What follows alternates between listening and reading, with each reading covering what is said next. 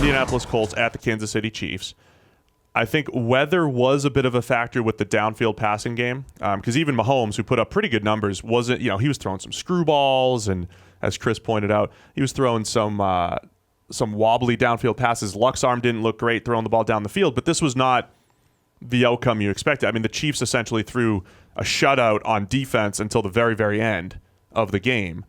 They had a block, Indianapolis had the block punt for a touchdown that gave them a little bit of life, but Kansas City controlled this game from start to finish.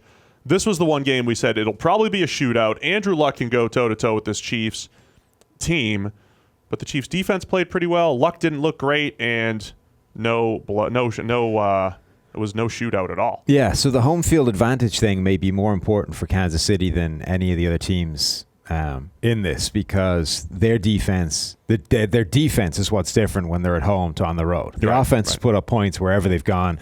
We've said all season long that any game they're in is going to be a shootout, and then the question is just whether their defense can show up enough that they win the shootout. But actually, when they're playing at home, it turns out their defense is capable of not just slowing down an opposing offense to the point where they win a shootout, but actually making the game pretty comfortable. So now there is a caveat that this Colts team isn't great. They were 1-5 at one point. They had to go on a run to get into the postseason. They also, for everybody that said that they were hot and you don't want to play the Colts, they got shut out by the Jaguars in December. Yeah. Like recently, they put up a 0. They're a dangerous team that's capable of doing some things. Dangerous, absolutely. Right. Dangerous team. But they are clearly not a better team than the Chiefs, and the logic behind anybody picking the Colts, and remember, my logic was that I needed to pick an upset to get over Nathan in the pick rankings. So the logic for anyone seriously picking the Colts was basically just that Andrew Luck would have to have one of the games of his life and is capable of doing that. Now, against the Chiefs D too. Right. That was my logic. Yeah, that Luck could. I mean, he didn't dig himself a hole. The Colts dug themselves a hole, and you just always expect Luck to be able to dig them out. And it didn't happen, and we just saw the better team win here. Yeah, I think that's about right. Luck did have one of his worst games of the season overall. The offensive line actually wasn't that bad. I mean, they got a little bit of pressure against Braden Smith. It was the right side was bad. Braden Smith and Mark Lewinsky, they gave up the pressure. Braden Smith, the guy that we had been touting for a while, saying, look, he's had a really nice season, especially as a rookie that's moved from guard. He gave up 6 total pressures, including the strip sack to D Ford.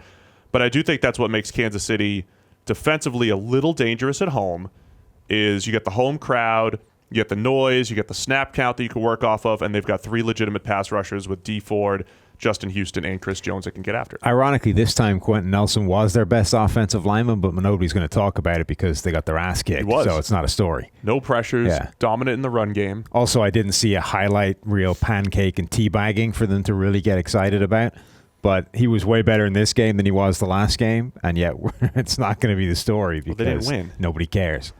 That's just the ironic way of, the way people react to offensive linemen. If you don't have the highlight reel play that I can put up in a quick, Twitter moment, doesn't count. So one of the underrated stories for the Chiefs is Charvarius Ward playing cornerback for them.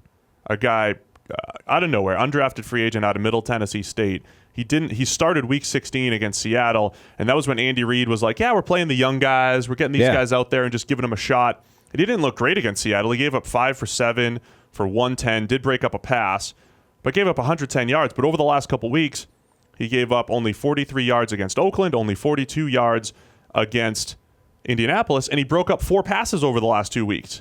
So this is one of those stories everybody's talking about, C.J. Anderson and the Rams and how he's, stepped in their running game. But a guy like Ward, just out of nowhere, becoming a starting cornerback and making some plays on the ball, that's an important story for a secondary that's been torched most of the year. Right. There's something to this idea that both the Chiefs and the Eagles were forced to take a look at a bunch of young guys buried on their depth chart in terms of the secondary. And both those teams, they've actually gotten some impressive play out of these guys when they've had a little bit of time. Like early on, it was pretty rough. Those guys got exposed, but they got some playing time, and they've all actually started to make some plays down the stretch. Now, obviously, the Eagles, that's over now, but, a guy like Cravon LeBlanc was making a ton of plays yesterday. We'll get to that later.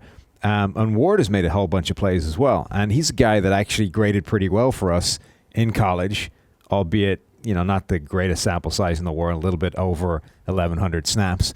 But solid PFF grading, 76, 79 over 2 seasons.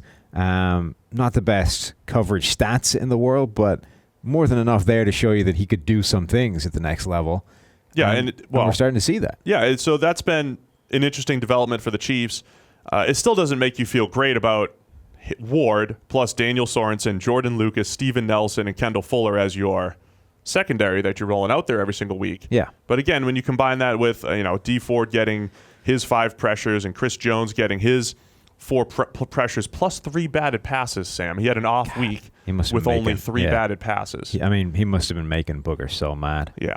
He had 25. There were 4 batted passes in that game. That's 4 times. 4 failures. Yeah, 4 times the defense was eschewing their pass rush responsibility, sticking their hands up in the air, batting the pass away. That is just unacceptable. The point is when you combine Justin Houston, D Ford, Chris Jones with this young secondary that might be overachieving at times, then you get the game like you did on Saturday from Kansas City. But yeah, there were batted passes left and right. Chris Jones batted 3 on only 25 rushes. The Colts had a bunch too, didn't they? I don't know. I have to click the other team. That was quick. They had 1. Yeah, that was a game. But it felt like there were a lot of batted passes. Well, there were 5, Steve. That's quite a lot. That is a lot. It's a lot of batted passes in the football game. So credit the Chiefs. We talk about defense not really being predictable. This was not, this wasn't what I expected. So how much do we chalk it up to? Andrew Luck just didn't throw the ball well. He did miss a ton of throws. Left one behind that definitely should have been intercepted. And they just did not have the downfield passing game that they usually have. How much is that Andrew Luck? How much is that, pretty difficult passing conditions as well? Yeah, the passing conditions weren't great. They were getting some pressure from the Chiefs' pass rush. A lot of those passes, 4 passes for Luck got batted down. Those are all things that contributed to Luck not having a big day. And then he did, miss a bunch of passes as well. I think there's also something to be said for the fact that T.Y. Hilton was clearly not 100%. Yeah. I think it was their Week 17 game, but the game where he kind of came back, had a pretty big game. It was a big part of them actually making it that far. He didn't look healthy in that game. Like he busted up his foot or his ankle or something. You could see him kind of limping around. And I remember thinking at the time, I wonder how much that's going to come back and haunt them in the playoffs. I think this is probably the game where it did. We started to see that, it was. He came up big when he needed to, and he played through that injury at the time, but he clearly wasn't the guy we've expected him to be, plus the conditions not helping him be the kind of factor he could be. You take away him from that offense, and you're not left with a whole lot. We're going to talk a lot about what we've defined as balance. I think this is going to be a key theme for the rest of the show here, especially when we talk about the Patriots and some of the other offenses. I think the balance thing that we've talked about, which is balance in football, is not about run-pass splits. It's not run 50 times, pass 50 times. It's be able to win every different way. It's be able to throw the ball short, intermediate, deep, and run the ball, and be able to hit every level of the field. I thought Kansas City showed the balance because Mahomes didn't hit a pass over 20 yards, but he still threw for 278, had over half of his yards came after the catch because Kansas City is not just Patrick Mahomes throwing the ball down the field. He's great at doing it, but when it's not there, they've got the screen game. They have the intermediate game. They've got the run game. That was balance. When you look at Luck, he had 76% of his yards come through the air, meaning only 24% came after the catch. Now, on one hand, you say, hey, good job, quarterback. You're doing all the work. It's not always the case, but I think it showed Indianapolis didn't have the short passing game. They didn't have the balance to hit every single level of the field. So when the downfield passing game isn't there with Andrew Luck, they had nothing. Who was the head coach, one of the new hires that came out and said basically the same thing, was talking about balance? Oh, it was it Denver? Fangio. Vic Fangio said the same thing. It was like he copied and pasted my tweet from last week where I said it's throwing short, intermediate, deep, and oh, by the way, run the ball too. Right, and it's not like he's the only one, I didn't invent this. Right, Mike Leach has been saying it for years that balance is not. Well, because he's the guy that only ever passes. So, Mike Leach's idea of balance, what he says is I want to get 25% to my X receiver, my Y receiver, my Z receiver, and my H receiver. That's balance for him. But the point is there's a whole bunch of people that have been saying for years balance is not run versus pass. Right. Balance is a whole bunch of other things that essentially keep the defense off balance. Like that's how you define success and balance for an offense. It's keeping a defense off their balance. And you're right, the Chiefs had it in this game. They've been able to do an awful lot with that passing game. Plus, they actually did have a reasonable run threat. This emergence of Damian Williams in the backfield has been pretty impressive. Like they sent Kareem Hunt packing after his off-field incident. At least the off-field incident became public. And Damian Williams has looked really good carrying the ball.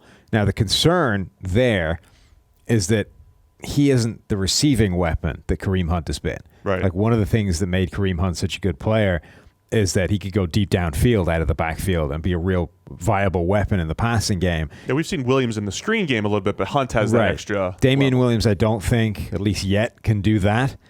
He's not that same kind of threat, but he at least gives them that legitimate running threat that they can have success that way. The Chiefs, I think, at home become this really fascinating team because they may be as good as anybody else out there if their defense crawls back towards average, Steve. There you go. Just gets somewhere near average, and at home, I think they are. No, yeah, I hear you. So we'll get into the Patriots-Chiefs a little bit later in the week. The one more point, that's this, we'll get into it with the Rams game as well. We always like to talk about the run game's overrated and a lot of that stuff here. This was a weekend where the winning teams did run the ball pretty well, right? But I think, again, the underlying point is, why did they run the ball well? I think it's because the best passing teams run the ball well. The best run blocking teams run the ball well. And, oh, by the way, you have a running back over there that's going to accumulate the stats as well. The Chiefs ran the ball well and have been able to put a running back in there because of the balance factor, because they're so good at attacking every other level of the field. The Rams, same thing. You have a scheme that is setting the running back up for success. The Patriots did the same thing. The Saints do it as well. So all of these teams have great offensive balance. Oh, by the way, the running game is a part of that. It doesn't work off the running game. It's just a part of the whole. Yeah, I mean, we have arguably the top 4 offenses in the NFL remaining in the postseason. Yeah, but they're also good at everything. 3 of those 4 teams have top 10 offensive lines by PFF's offensive line rankings at the end of the season. The 4th is in the top 15. So there's no team left in the postseason with a bottom half offensive line. That, I think, speaks volumes because multiple teams with a bottom half offensive line were eliminated in the playoffs. And they all have top 10 quarterbacks. Our top 2 quarterbacks, Breeze and Mahomes. Brady was 5th in the regular season, and I think Goff was 8th. That's what's remaining. Right. So the Chiefs' win against the Indianapolis Colts was not what I expected, as far as the game flow goes, but impressive win by the Chiefs. Let's get to the Saturday night game.